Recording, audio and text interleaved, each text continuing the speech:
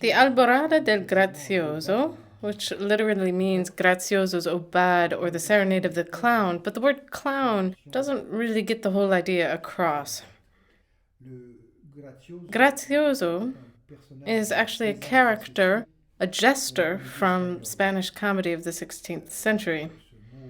So this word clown really doesn't transmit the whole character.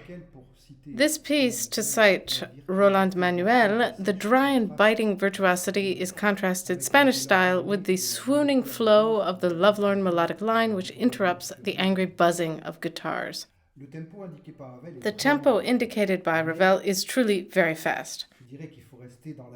But I would say that you need to stay approximately in this tempo. You shouldn't play much slower than indicated. Of course, there can be some leeway in the tempo for the repeated note passages, because Ravel indeed did want to hear every single one of these repeated notes. Shouldn't sound like a furious toccata, brilliant toccata, however. Rhythmic tension is present throughout this piece, except, of course, in this forlorn melodic section in the middle. But otherwise, the rhythmic tension prevails, and we need to keep the tempo absolutely even throughout. I often say that the secret of the Alborada is the fact that the eighth note equals the eighth note. But that's not always easy, actually, to do, to keep the tempo absolutely steady throughout. But there are a couple of words of advice that I might share in order to make this possible. A good image to have in mind for this piece is to imagine a male flamenco dancer with his stiff body. Your fingers should be as firm as possible. And think of the arm as a unit, from the elbow to the tip of the finger. Another difficulty, of course, is in these chords, which should be played very short and very dry.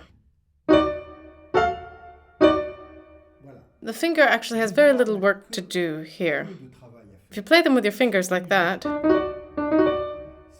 that's not the character we want at all. It's too dull, we can't make them ring that way. So we want this rotation, as if we were turning around an axis, which could be the second finger, or imagine a pencil that holds the hand up.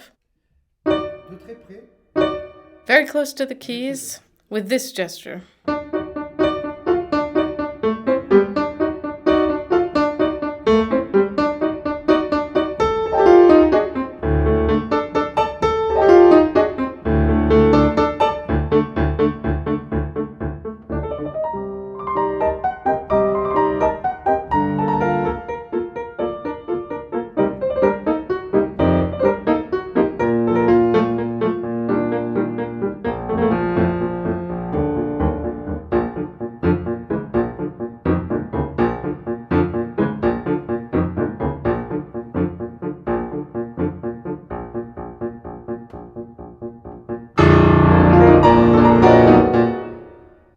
That's just to give you an idea of what you need to work for, especially as regards the color of this rhythmic passage. The rhythm should be very tense, very precise, of course. And how do we give this impression of rhythmic tension? Well, indeed, it is by observing the accents as they're written. Every single accent should be present. The left hand should not be any louder than the right hand in the accents. Make sure that we can hear the accent as being different from the other notes. It should be very biting.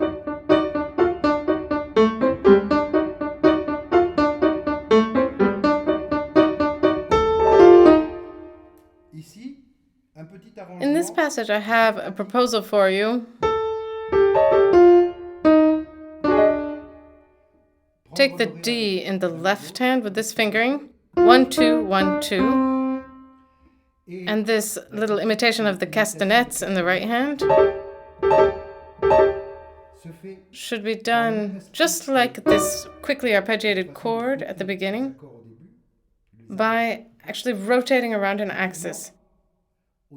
But honestly, the fingers should be like metal rods. If you play this just with your fingers, you can't articulate it properly. And of course, this is an impetus that comes from further back in the arm. It's the arm, actually, that gives this gesture.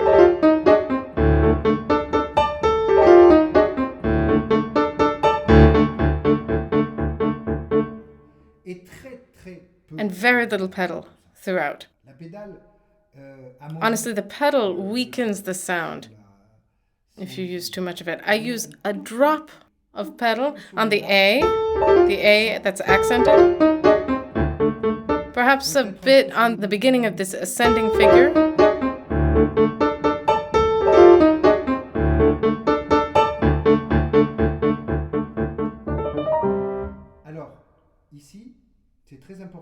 The pedal is very important here.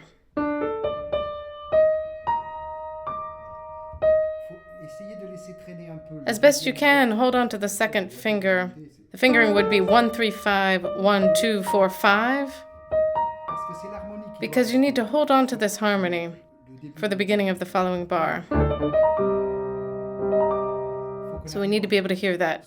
You can hear it when I play it slowly. But it should be very precise. If you put the pedal over the whole figure and then lift it on the beginning of the bar, it won't match what Ravel wanted at all. What he intended was something much more subtle.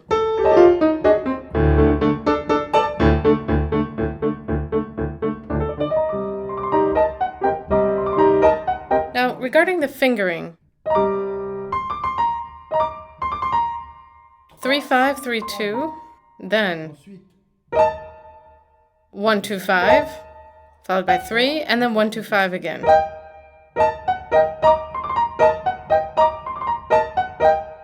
And of course, the soprano should sing out. But don't hesitate to play this very dry.